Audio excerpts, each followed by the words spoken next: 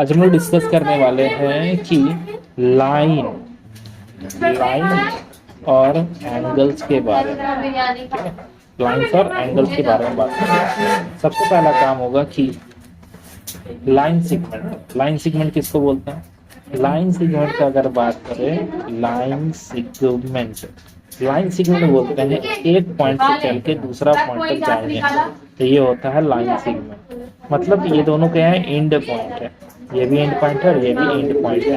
अगर and point दिया हुआ है तो इसको बोलेंगे लाइन सेगमेंट। बट एक होता है रे किसको बोलते हैं? रे बोलते हैं एक सोर्स से जब हम लोग एक लाइन तक जाते हैं, यानी कि ये क्या है? स्टार्टिंग पॉइंट है। ये क्या है? सोर्स है। ये सोर्स है और ये क्या है? उसका इंड कहाँ हो रहा है ये नहीं पता है। इंड नहीं पता रहेगा इसका। सोर्स जैसे कि सन, एक सन ले लेते हैं। सन अपना लाइट निकालेगा, इसका कहाँ तक जाएगा इसका कोई भरोसा नहीं। ये क्या कहलाता है? रे कहलाता है। दूसरा बात करेंगे हम लोग लाइन के बारे में। लाइन किसको बोलते हैं? लाइन का कोई इंड नहीं होता, दोनों तरफ बढ़ाया जा सकता है। जैसे ए और बी नाम दे दिया, ए को यहाँ दूर को ले सकते हैं, बी को भी जो ले सकते हैं, दोनों तरफ लेके जाया जा सकता है। ये क्या कहलाता है? हम लोग का लाइन कहलाता है। तो इसमें हम लोग लाइंस के बारे में डिस्कस करते हैं। कौन सा? लाइन के बारे में। पहले क्या सीखे हम लोग? पहला सीखे हम लोग की लाइन में क्या हो रहा है। जैसे लाइन सेगमेंट किसको बोलेंगे? तो दोनों तरफ इंड होना चाहिए। रे किसको बोलेंगे? कि स्टार्टिंग पॉइंट होगा और इंड कहाँ होगा ये क्लियर नहीं है हम लोग का। लाइन किसको बोलते हैं? दोनों तरफ बढ़ाया जा सकता है। ठीक है, तो ये था हम लोग का लाइंस के बारे में। नेक्स्ट हम लोग का आता है एंगल। क्या आता है? एंगल। एंगल किसको बोलते हैं? अगर एंगल का बात करें, एंगल्स बोलेंगे कि अगर दो आर्म, ये क्या नाम है? आर्म, इसको बोलते हैं आर्म और इसको बोलते हैं वर्टेक्स। इसको बोलते हैं वर्टेक्स। आर्म कि वो दोनों आर्म के बीच में जो वर्टेक्स होता है वहां बनता है एंगल। इसको क्या बोलेंगे? एंगल। कैसे? अगर नाम लिखें, नाम के बारे में समझें तो नाम लिखते हैं यहाँ पे ए बी और सी। तो यहाँ पे हम लोग को मिल रहा है थीटा, तो ये एंगल मान लेते 30 डिग्री। इसका मतलब angle A B C equal to हो जाएगा 30 डिग्री। एंगल कैसे लिख रहे हैं? इसको दूसरा नाम भी लिखा जा सकता है, जैसे कि सी बी ए भी बोल सकते हैं इसका। ये भी 30 डिग्री ही होगा। ए बी सी लिखो या फिर सी बी ए लिखो, दोनों बात बराबर ही होगा।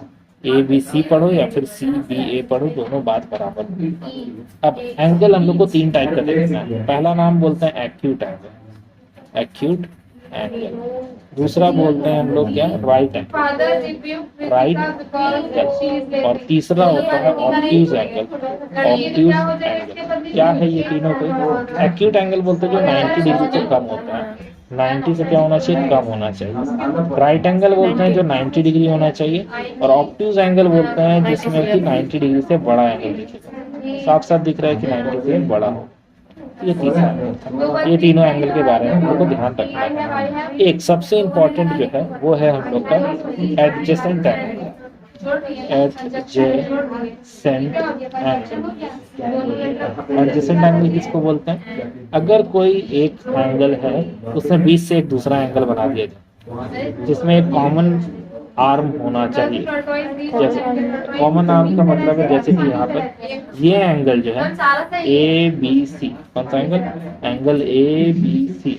ये angle A B C, sorry A B C और सी बी डी, ये एंगल, ये दो एंगल जो है हम लोग का, ये दोनों एंगल, ये दोनों क्या है? एडजेसेंट एंगल है। क्यों एडजेसेंट है?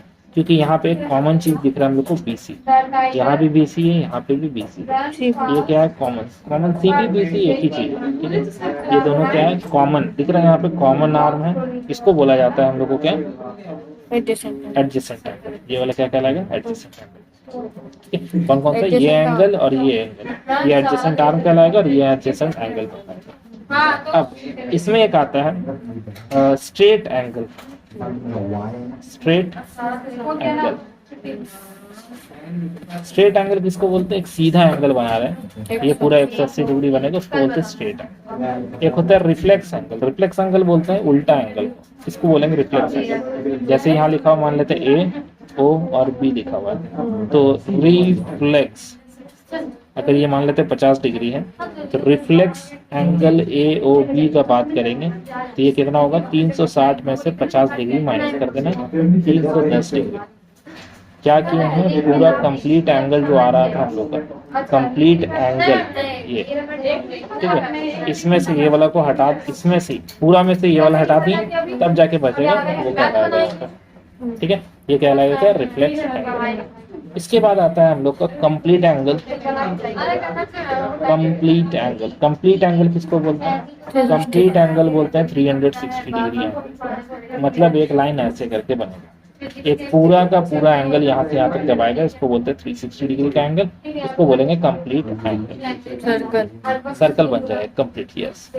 नेक्स्ट बात करते हैं हम लोग लीनियर पेयर के बारे में। लीनियर पेयर किसको बोलते हैं, लीनियर पेयर बोलते हैं एक दो एंगल को ऐड करने से 180 डिग्री अगर आ रहा है तो वो लीनियर पेयर कहलाएगा, ठीक है, दो एंगल को एक स्ट्रेट लाइन बनना चाहिए, ठीक है। इसी चीज को देखते हुए दो चीज और हम लोग को सीखना है, सप्लीमेंट्री एंगल और कॉम्प्लीमेंट्री एंगल।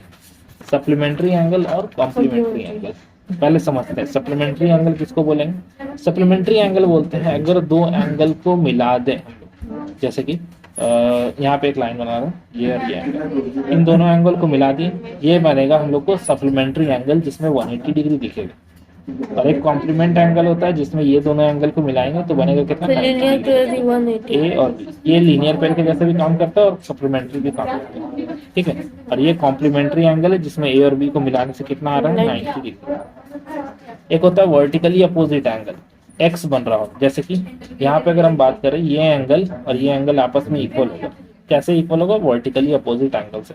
और एक एंगल ये वाला और एक एंगल ये वाला भी इक्वल होगा आपस में, ये भी कहलाएगा वर्टिकली अपोजिट एंगल। बस यही था इंट्रोडक्शन। अब इससे एक्सरसाइज का क्वेश्चन किया जाएगा, नेक्स्ट वीडियो में आगे देखते हैं।